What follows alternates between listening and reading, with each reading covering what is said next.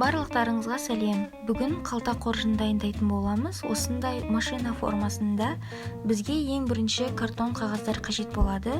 Мен оны үйдің қасындағы дүкеннен әрине тегін сұрап алдым. Осындай екі картон қағазды бір-біріне кигіземіз, асты қаттырақ болу үшін. Және де үшінші картон қағаз бізге қажет болады машинаның алдыңғы капотының бөлігін жасау үшін.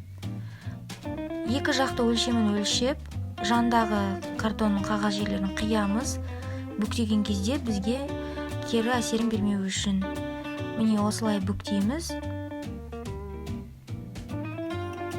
Және де оларды жалғаймыз. Оны жалғаудың степлермен де жалғауға болады, немесе қарапайым скотчпен.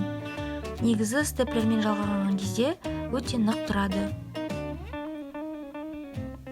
Міне осылай. Енді бүктеген жеріміздің бір жағы ішіне кіргізіп, екінші жағы сыртына кіргізіп бүктейміз. Енді тағы да келесі бөлігін бүктейміз. Ол біздің капоттың өзінің алды болады.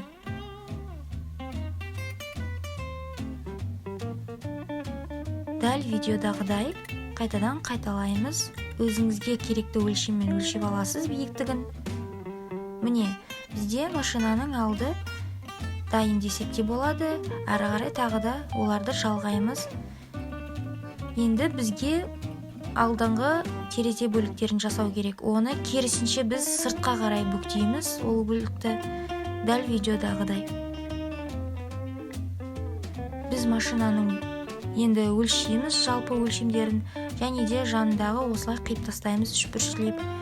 Бұл бізде ашық машина болып есептеледі.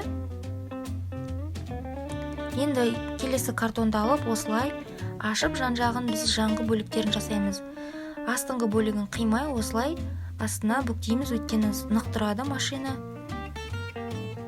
Сызып өлшеп аламыз барлығын, биіктігін машинаның жалпы. Қиямыз артық жерін. Міне өлшеп алдық. Енді жаңғы жерін сызып келтіріп аламыз. Өлшемін алып, соны дәл солай қиямыз эскиз бойынша. Керек жерлерін жалғап скотчтап жібереміз. Екінші бөлігінде осылай, дәл осылай қиып аламыз. Міне астын көріп тұрғандарыңыздай қайырып қойдым, нық тұру үшін. Енді олардың барлығын клеймен немесе скотчпен жабыстырамыз. Мен соңында скотчпен жабыстырдым, өйткені клей кішкене тұрыңқырамады. Міне осындай бізде нәтиже болды. Енді артқы бөлігін жасау керек машинаның. Тағы да басқа картонды алып, осылай өлшеп жасап аламыз. Өздеріңіздің фантазияларыңызға қарайсыздар. Мен артқы бөлігін кішкене қидым, өйткені артқы терезесі машинаның жантайып тұрады деп ойладым да, осылай жасаған дұрыс болады деп есептедім.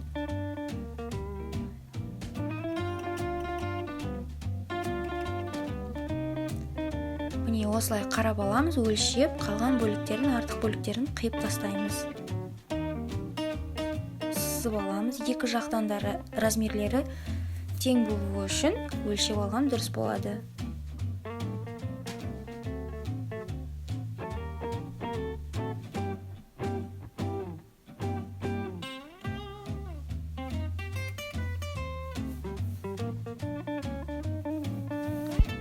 Басында машинаның артқы бөлігінде алдыңғы бөлігі сияқты тікелей тұрғызып қойғым келген болатын, бірақ та оның дұрыс емес екендігін түсініп, кейін қиып тастадым жоғарғы бөлігін.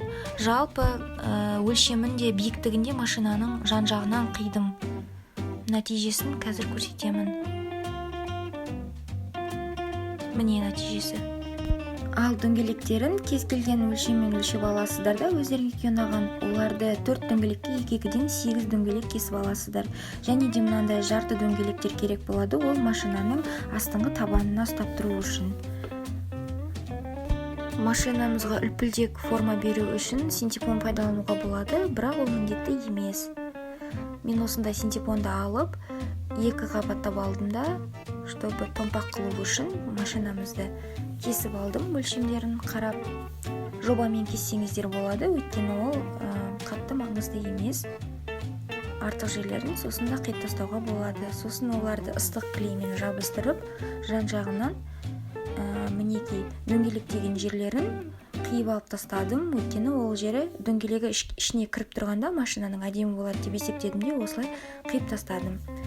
Және де өзіміздің негізгі матамызды алып, тағы да өлшем жасап аламыз, екі жағынан екі бүктеп алып. Негізгі матамызды желімдеген кезде машина дөңгелектерінің орнын да желімдеуді ұмытпайық, өйткені ол жер ойық болып тұрғанда әдемірек көрінеді. Жалпы матамызды соңында желімдеген кезде шет жақтарын қайыра желімдегенде әдемірек болады. Енді біз дөңгелектерін бір-біріне желімдейміз. 4 дөңгелек болу керек, яғни 2 үлкен толық шеңбер, 2 жартылай шеңбер. Міне осылай, және де оның сыртын қара матамен қаптап желімдейміз. Және де машинамыздың табанында қара матамен желімдеп қоямыз. Осындай бізге алюмин сымдар қажет болады. Ол бізге машинамыздың дөңгелектерін бір-біріне жалғау үшін. Тесіп, пышақпен оларды жалғап, байлап тастаймыз сымдарымызды. Міне осындай болады. Және де ішкі бөлігін әдемілеу мақсатында біз ақ матамен қаптаймыз. 4 бұрышты ақ мата аламыз. Үлкенірек болса әдемі болады. Жиырып отыра, ішке қайырып, шет жақтарын тігіп тастаймыз айналдыра. Іші бос болып тұрады, және де әдемі болып жиырылып тұрады. Қазір нәтижесін көрсетемін.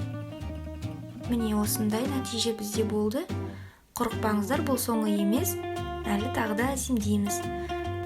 Машинамыздың жарық бергіш бөліктерінде осылай қиып аламыз, өзінің түсіне байланысты. Алдыңғы бөліктерінің бөлшектері және артқы бөлігінің бөлшектері. Алдыңғы тереземізді ақ фетрадан осылай қиып әдеміледім. Міне осындай нәтиже пайда болды бізде. Енді оны біз одан әрі әдемілеу үшін фатин матасын аламыз да осылай ішкі жағынан желімдейміз.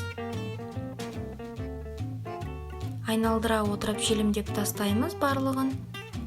Артық керек емес өлшемдерін сосын қайшымен қиып тастаймыз. Және де біз косой бейкамен осылай шет жақтарын әдемілеп желімдеп шығамыз. Мінекей нәтижесі осындай болды. Енді ішін әдемілеп толтыра беруімізге болады. Қалтаның ішін жалпы әртүрлі кәдесыйлармен толтырып, маталармен, шай және шайға арналған тәттілермен толтырып, әртүрлі мерекелерде әйел адамдар бас қосып бірге бір-біріне таратады. Мысалы, нағашы жұрттың әкелген қалта қоржыны деп таратады, яғни адамдарға беретін кезде сіздерге де жұғысты болсын деген ниетпен, немесе біздің үйде қуаныш болып жатыр деген ниетпен таратады. Сыйлықтардың ішіндегі саны тақсан болуы қажет, және де қоржынымыздың сыртын әртүрлі әшекейлермен көмкереді. Әр үйде мереке болсын, сіздермен болған Айсұлу. Қызықты видеолар көргілеріңіз келсе, менің каналыма жазылыңыздар, және де Instagram профилім Айсұлу Жоламанова. Сау болыңыздар.